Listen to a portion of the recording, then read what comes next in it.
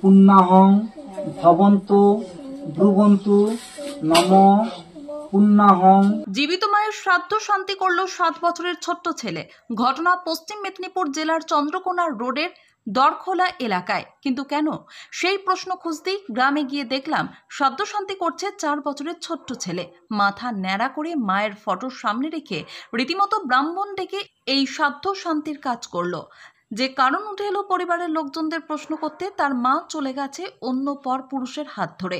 8 বছরের সংসারকে পিছনে ফেলে ছেলেটি বারে বারে মাকে খুঁজে বেড়াচ্ছিল। মা চলে গেছে চলতি এপ্রিল মাসের 6 তারিখে।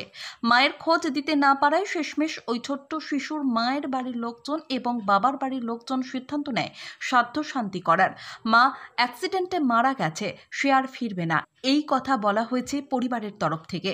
আর এই ঘটনায় গোটা গ্রামে দৃষ্টান্ত ফেলে দিল হতবাক। একদিকের বেশ কিছু মানুষজন আবার চোখের জলে মৃত বলে দিচ্ছেন পরিবারের লোকজন।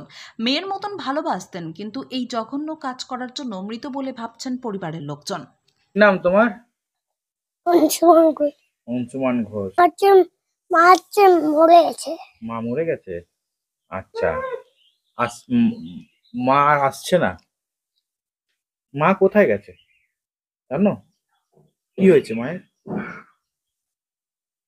শরীর খারাপ। হ্যাঁ, গাড়ি চাপা দিতে। গাড়ি চাপা দিয়েছে?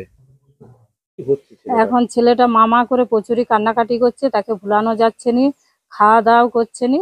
আর সেই জন্য আমাদের বাড়ি থেকে সিদ্ধান্ত নিতে হলো যে একটা কিছু করতে হবে। সেই জন্য আমরা শ্রাদ্ধ শান্তি তাকে দিয়ে করিয়ে দিলাম, যাতে ও বোঝে, যে জানে যে আমার মা নাই, আসবে না, মারা গেছে। কোনো দাবি ছেলের প্রতি সে বলেই দিয়েছে যে আমার মায়া নাই, আর নাই। সেই জন্য আমরা এটা লিখতে বাধ্য হলাম। হ্যাঁ, একটা ছেলের সাথে চলে গেছে, সেখানে আমরা গেছিলাম, সে ফিরবে না, কোনো ছেলের প্রতি দাবি নাই, সে লিখে দিয়েছে, লিখিত করে দিয়েছে। তার নাম? আমার নাম মীনা ঘোষ।